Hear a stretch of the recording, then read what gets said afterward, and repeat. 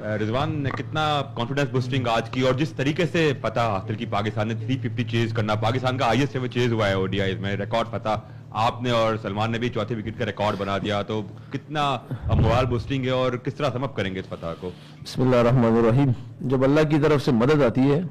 तो रिकॉर्ड ही बनते हैं अल्हम्दुलिल्लाह। थोड़ी सी परेशानी थी, हम प्रेशर में थे, ऐसे नहीं की, क्योंकि हमने जब टारगेट देखा था दरम्यान में 320 के राउंड हमने एक्सेप्ट कर लिया था। हमने जो प्लानिंग थी 320 के करीब ही बना ली थी कि यार शायद 320 हो, मगर क्लासिन की इनिंग्स जो थी वो उसको 350 पे ले गई है। और जब हमारी इस तरह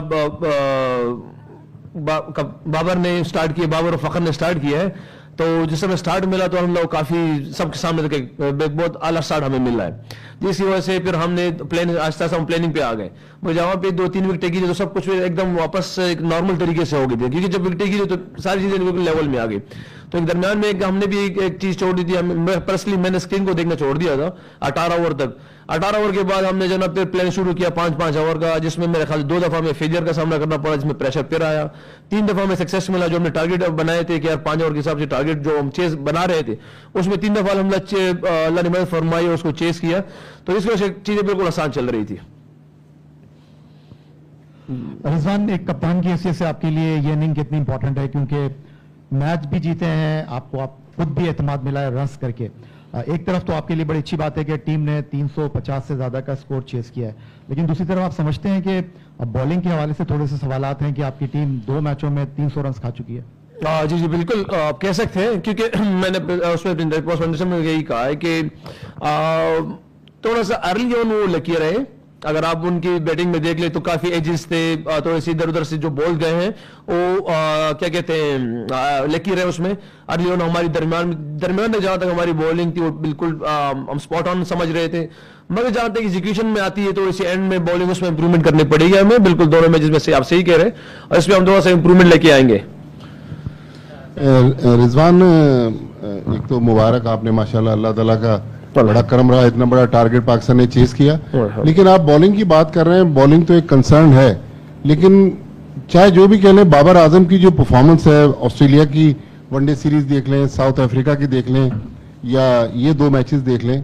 तो बाबर आजम पाकिस्तान का फाइनल है, उसके बाद चैंपियंस ट्रॉफी की कैंपेन है, तो आप कितना इंपॉर्टेंट समझते हैं कि पाकिस्तान की इस कैंपेन में बाबर आजम भी उतना ही रोल प्ले करें जिस तरह आज आपने और सलमान ने किया? अजीत भाई देखिए, बाबर आजम से बेसिकली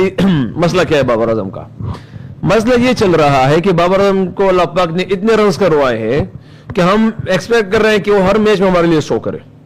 अगर आप अभी भी उसकी, अगर आप फॉर एग्जांपल, हम अल्लाह पाक ने उसको बड़ा नाम दिया हुआ है, हम उसको नॉर्मल देखें ना नॉर्मल, तो स्टिल वो एज ए प्लेयर पाकिस्तान के लिए इतना कंट्रीब्यूट कर रहा है कि जिससे हमारी चीजें बिल्कुल सेटल डाउन हो रही है। हाँ, हमारी एक्सपेक्टेशन पूरी कौम की उससे ऐसा ही है, एज ए कैप्टन मेरी भी उससे इतनी है, क्योंकि अल्लाह पाक ने उसको इतने रन करवाए हुए हैं कि वो इतने सेंचुरी से करवाई है कि एक बड़ा नाम, एक ब्रांड बन चुका है। तो बिल्कुल एक्सपेक्टेशन तो है, और मुझे लगता है कि उसको चीज का प्रेशर लेना भी है, और शायद वो ले भी रहा है, और होगा भी, क्योंकि बड़ा नाम है तो एटलीस्ट होगा भी इससे। मगर अगर आप उसकी चीजें साउथ अफ्रीका में इनिंग्स देख ले, ऑस्ट्रेलिया में तो हमने उसने फिनिश कराया, यहाँ पे 1-2 भी ऐसे चल रही है, मगर आप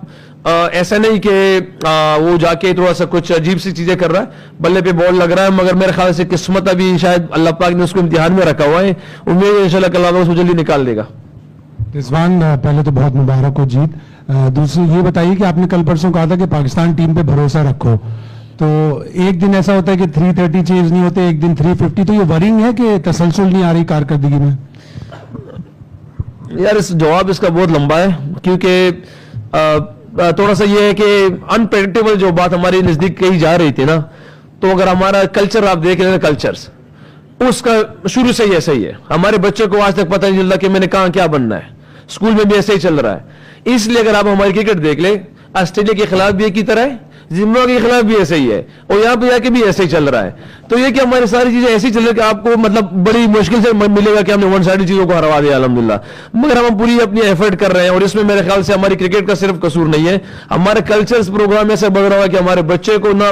समझ में नहीं आना, प्रेडिक्टेबल बचपन से लेकर अंत तक ऐसे ही चल रहा है वो। इसमें कोई शुबा नहीं है, बाबर और रिजवान हमारे 2 चैंपियन बैटर हैं, और रिजवान का कॉन्फिडेंस भी थोड़ा सा हमने देखा जबरदस्त था, बाबर का भी कॉन्फिडेंस हमने टॉप ऑर्डर पे देखा, लेकिन आपके पास एक जेन्युइन ओपनर है ओडीआई क्रिकेट का। रिजवान, अगर बाबर से रन्स नहीं होते हैं अगर एक आध मैच में। आप प्रिपेयर हैं टॉप ऑर्डर पे जिम्मेदारी संभालने के लिए, क्योंकि T20 में आप खासे ओपन करते हैं? जी जी बिल्कुल, हमारे पास अपॉर्चुनिटीज, हमारे पास प्लेयर्स हैं ओपनर में। बेसिकली देखिए इसके पीछे हमारी प्लानिंग क्या थी पहले ये भी ओपनर्स के, क्योंकि हमारी होम कंडीशंस थी और होम कंडीशन में हमारा टूर्नामेंट है और बेसिकली सबके सामने कि सैम अयूब एक ऐसा लॉस्ट है कि एक पूरा पैकेज पाकिस्तान से लॉस्ट हुआ है, ठीक है। एक पूरा पैकेज था जो फील्डिंग में भी था, जिसके आप अभी भी फील्डिंग में भी नजर आ रही होगी चीजें कि हमारे पास अभी फिलहाल वो स्पॉट ऑन चीजें नहीं हो रही, क्योंकि हमें अभी फिलहाल मैं भी उस पर डिस्टर्ब हो गया किस प्लेयर को कहां पे भेजा जाए। तो इससे पहले हमारे पास सैम अयूब था जो पॉइंट का पक्का फील्डर रहा, 10 ओवर 8 ओवर तो उसके पक्के थे, ओपनर भी था, तो जिसकी वजह से थोड़ी डिस्टर्बेंस हमारी टीम में हुई है। तो हमने ये सोचा कि वाई नॉट जो हमारे लिए सबके नजर आ रहा है कि सबसे साउंड प्लेयर पाकिस्तान का बाबर आजम है, जो नया बॉल स्विंग होगा तो कंट्रोल कर सकते हैं। जैसे आपने देखा कि साउथ अफ्रीका में गया तो पहले ओवर में अगर अब्दुल्ला शफीक आउट हुआ तो ही जा रहा था, तो उसके बाद इसको सीम को स्विंग को इसने जो नया यूटिलाइज किया, उसके बाद पीछे से हमने अटैक किया। तो हमने यही सोचा कि वाई नॉट बाबर आजम अगर सबसे सॉलिड प्लेयर है टेक्निकल लिहाज से, उसको ही ओपन कराया जाए, बजाय पीछे के लाके हम उसको किसी और प्लेयरों को पाकिस्तान की टीम के लिए इस्तेमाल करें। ये इसके पीछे थे। सलाम वालेकुम जी।